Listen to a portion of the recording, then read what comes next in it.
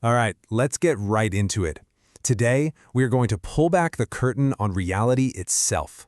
Seriously, we're going to deconstruct the world you think you know, not as some passive thing you exist in, but as an active, constructed interface that literally shapes everything you see, feel, and believe.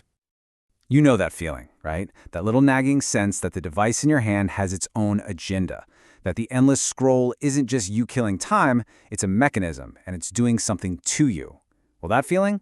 That's the thread we're going to pull on today, and you're going to see just how deep it goes. So here it is, the core idea for this whole explainer. Your perception of the world, all of it, isn't a clear window onto what's really out there. Nope. It's a user interface, a UI, and it was built by evolution for one thing and one thing only, to keep you alive. This mind-blowing concept comes from cognitive scientist Donald Hoffman.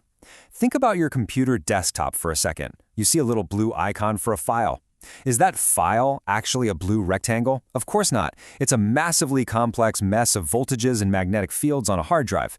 The icon is just a useful fiction. It hides all that complexity so you can get stuff done. Well, Hoffman's theory is that your senses do the exact same thing for the physical world. And this quote just nails why that UI exists. See, evolution couldn't care less about objective truth. It only cares about fitness, about you surviving long enough to pass on your genes. Imagine an ancient human who could see the full quantum state of a saber-toothed tiger. They'd be paralyzed by all that information. But the human who just has a giant, scary tiger icon pop up in their head, yeah, that's the one who runs away, lives, and becomes our ancestor. Our senses are just icons, not windows. So, okay, if our base reality is already a biological UI, what happens when we go and build another user interface right on top of it? Well, that's where we get the digital world, an interface that's basically been designed from the ground up to hijack the older one. And you have to understand this difference because it's absolutely crucial. The early internet, things like YouTube, ran on what you could call content dopamine. You went there to watch a specific creator you liked. The reward was predictable. But the apps that dominate now, like TikTok or Reels, they run on swipe dopamine. The reward isn't the content itself, it's the unpredictability of what comes next. It literally turns your brain into a slot machine. You're not addicted to the videos, you're addicted to the act of pulling the lever over and over again. And that slot machine is anything but random. It's actually incredibly deterministic. It runs on these 4 basic formulas that plug directly into our ancient survival code. Fear hacks our threat detection system. Aspiration plays on our deep-seated need to climb the social ladder. Relatability triggers our instinct for tribal belonging. And novelty, well, it exploits our brain's constant search for new patterns. Let's be clear, this isn't art, it's psychological engineering. Now, this system has a really dangerous side effect. It absolutely murders nuance. See, anything that makes you pause and actually think, well, that adds cognitive load. It breaks that fast, cheap, easy dopamine loop. So the algorithm starts rewarding absolute binary statements. This is amazing. This is evil. This person is a hero. This person is a monster. It creates a world with 0 shades of gray because gray doesn't get clicks. Okay, let's zoom out a bit. This digital interface we're all stuck in is incredibly powerful, but it's really just an exploit. It's hacking a much older, much more fundamental system, the biological hardware of your brain, which has been shaped by millions of years of messy evolution. You know, we have this tendency to think of evolution as some brilliant top-down architect with a grand plan. It's not. It's a bottom-up process, a blind trial and error. It's sloppy, it's inefficient, and it gets ahead by finding weird glitches and exploits. And unlike a fragile, perfectly designed system where one mistake can bring the whole thing crashing down, evolution is anti-fragile. Failure actually makes the whole system stronger over time. This AI experiment is the perfect way to visualize it. These little agents weren't programmed with strategies. They were just given a goal: hide or seek. And through millions of games, they figured out how to block doors. Then the seekers figured out how to use ramps. Then the hiders locked the ramps down. And then, and this is the wild part, the seekers discovered they could ride a box, exploiting a glitch in the game's physics, to win. That is exactly how our brains evolved. Not by following a blueprint, but by finding whatever works, no matter how weird it looks. And our biological UI has some really strange but super effective features built in. I mean, have you ever wondered why humans live for so long after we're done reproducing? The grandma hypothesis suggests it's basically a social hack. Grandmothers who were around to help feed their grandkids allowed their own daughters to have more kids faster. So our long lives aren't just some random biological fact, they're a social feature that's hardwired for multi-generational success.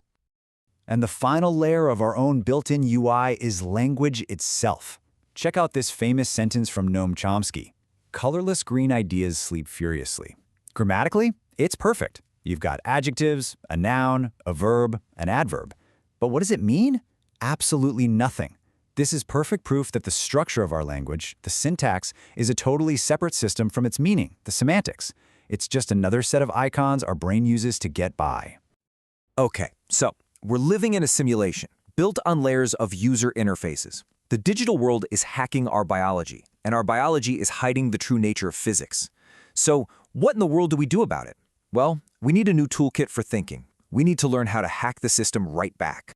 The first tool is a really simple shift in how you ask questions.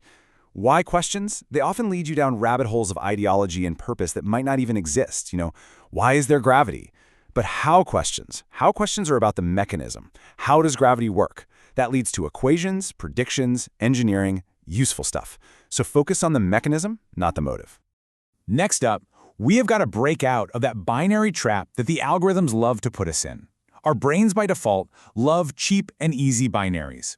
Good versus evil, us versus them. The tool here is to always force yourself to look for the third option.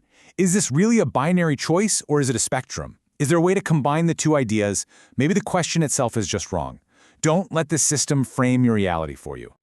And finally, this one is maybe the most powerful tool of all, inversion. You can often learn more about a system by looking at how it fails. If you really want to understand vision, you don't just study eyeballs, you study optical illusions. If you want to understand how a democracy works, you go study totalitarianism. It's in the edge cases, the glitches, and the breakdowns. That's where the real structure of the system shows itself. So here it is, your takeaway toolkit. Ask how, not why. Think in threes to break the binary. Study the failures to understand the system. And never forget the two foundational rules of the simulation we're in. Your brain's UI will always prioritize fitness over truth, and the digital UI is a dopamine slot machine.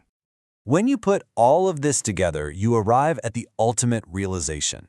That final layer of the user interface is you, the self. That voice in your head, your sense of who you are, it's not some fixed, solid thing. It's a story. It's a narrative your brain constructs to make sense of all the chaos. And if it's a story, well, that means you're holding the pen. You now have the tools to see the mechanisms behind the curtain. You have the ability to step outside the traps that are set for you. You are the author of your own narrative. So the only real question left is, what story are you going to write?